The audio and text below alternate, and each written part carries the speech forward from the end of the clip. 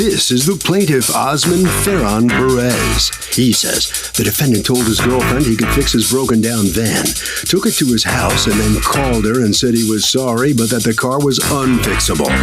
Now the defendant can't even find his van. The guy says he thinks it was towed and is nothing but a big, huge liar. He's suing for $5,000, the amount he's owed.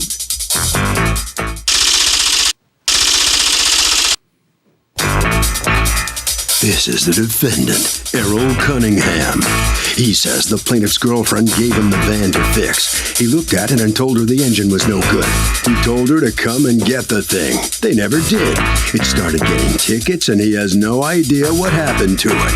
How the plaintiff thinks any of this is his fault is anyone's guess. He's accused of bad diagnostics. The defendant has filed a countersuit for $500 for unpaid work. All parties, please raise your right hands. Welcome back to the People's Court. Next case on the docket. The plaintiff says the defendant told his girl he could fix his van, took it, and then disappeared. The defendant says the girl abandoned the van and he did nothing with it. It's the case of Van Gogh. Litigants have been sworn, Your Honor. Thank you, Douglas. Osman Ferran Perez. Yes. You are suing Errol Cunningham for $5,000. The cost of a van you say you lost because of him, repairs to the van, money that you put into the van, insurance, parking tickets, et cetera, et cetera. You are counterclaiming $500 for work done inspecting the van? Okay. All right, what happened? My girlfriend owns a daycare in Brooklyn. Mr. Errol Cunningham was the driver who worked there. Okay. Okay. He Stand up, please. Did you know him before, or? No, I didn't know him before. And how long was he working for you?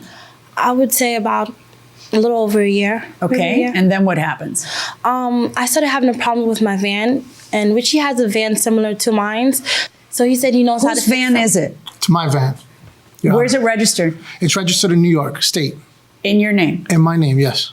Okay, go on. So I had a problem. The car wouldn't start. So he said he knows how to fix the van because he too has the same similar van.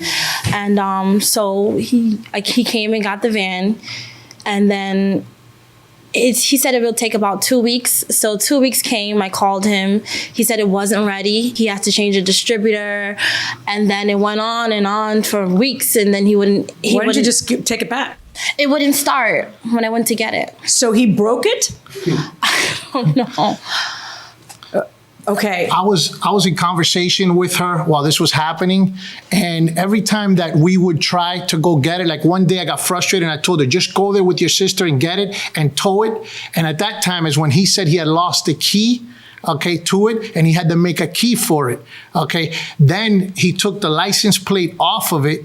Okay, he started getting a bunch of tickets. The car's got, about $800 in change. Do you have the tickets? No, I don't have the tickets. Dude, how do you come to court empty-handed like that? I forgot the paperwork. But how do you forget the one thing you're supposed to bring? Yeah, I did. I mean, I have no defense as far as forgetting that part. Where were you while all this was going on? I was incarcerated. What were you incarcerated for? Medicaid fraud.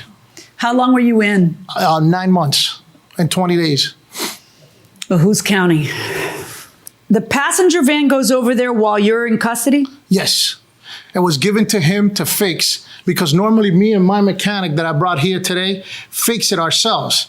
But what happened was, since I wasn't around, we trusted him to do this. This gentleman has just disappeared with the van. I just don't understand. How many months was it over there? Well, today it's been a year, close to a year. I'm just not getting it. You don't have a spare key to go pick it up? No, we don't have a spare key, no. And you don't just pay a locksmith $100 and get the van? We couldn't find the van after. He said that it had been towed. Right, but how many months was it parked there before it was towed? About 4 or 5 months. That's the part I don't understand. You understand why I understand why you weren't going to get it. Right. Okay.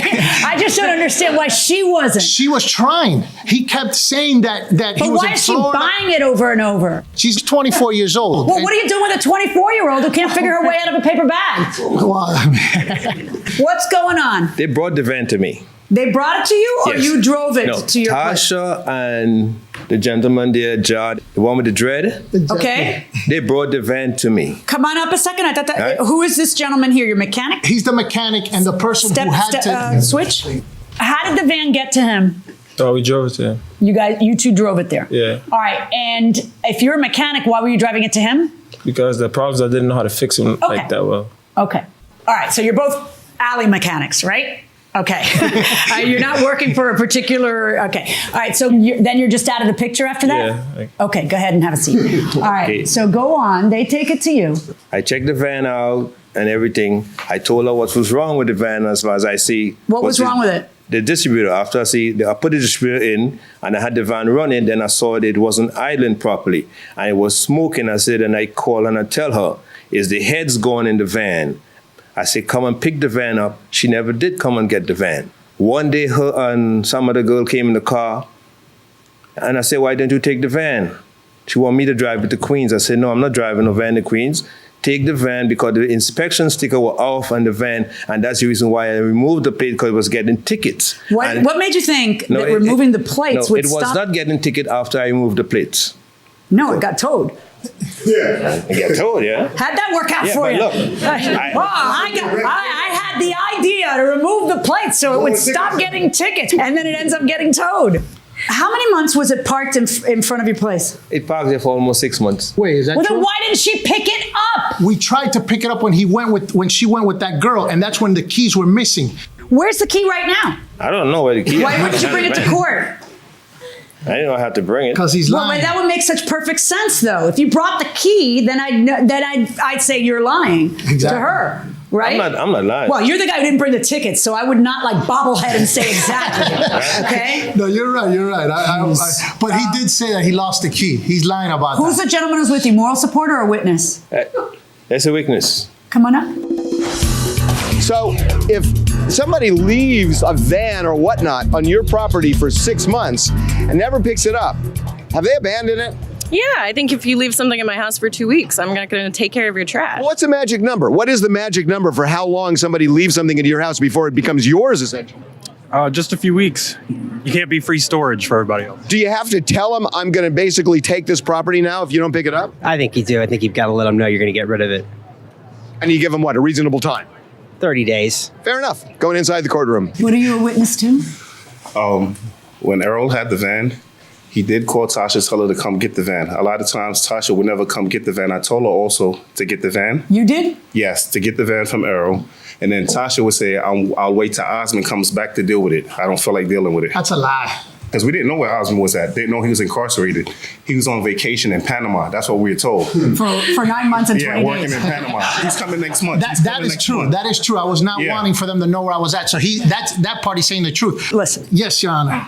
People go to prison, and it's frustrating because you rely on other people to take care of your business. You're absolutely right. And all of a sudden now you come out, it's a year later, and you're demanding to know where the van is and what's going on and everything else. But meanwhile, you were out and according to your own testimony, didn't do anything for 4 or 5 months. I trusted him. No, who does that? It smacks of you don't feel like dealing with it. And then I have those two guys saying, I told her to pick it up. She's just lazy. And she wanted me to drive it to Queens and I wasn't going to do that. And I got to tell you, your conduct sort of sounds like that. Because it's inexplicable. What is the reason that it didn't get picked up? And there's no good answer. And when there's no good answer, and that side has a great answer, and it's because she's lazy, she just never got around to picking it up. And then there's nothing to pick up because after 6 months of sitting there, it got towed. We tried to pick it up. He kept coming up with excuses.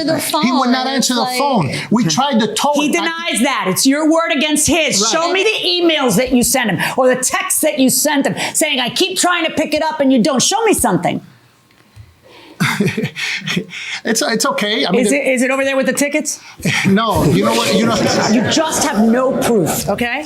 In any event. You got a counterclaim? You got to be kidding. For what? Yeah, for my time coming out here. 500 every time I check the van out, I never get paid for checking the van. Yeah, you make $500 a day? Yes, I do. Yeah, prove it. Prove it. I thought you, and actually what it says is for inspecting the van. You didn't even fix the van. I told them the van they had no inspection. Okay. That's what I told Yeah, them. the answer is no on the counterclaim.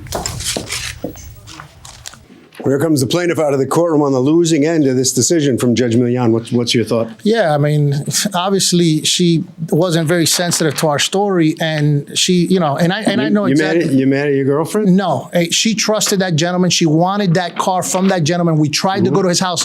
She tried to go to her house a million times. He just lied about everything. All right, okay. Thank you. All right, right down this way. Okay. All right, so come on in here. He thinks you're a big liar. Come on in here. Step on in. You're right next to him.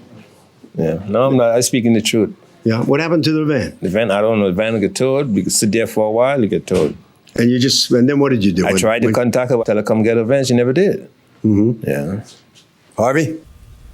Abandonment laws vary from state to state, so you should really check your own state before you take any kind of measures. And by the way, if you're dealing with automobiles, especially with repair shops, there are special rules that have to be followed. And that will do it for this case. Litigants for the next case on the way into the courtroom right now.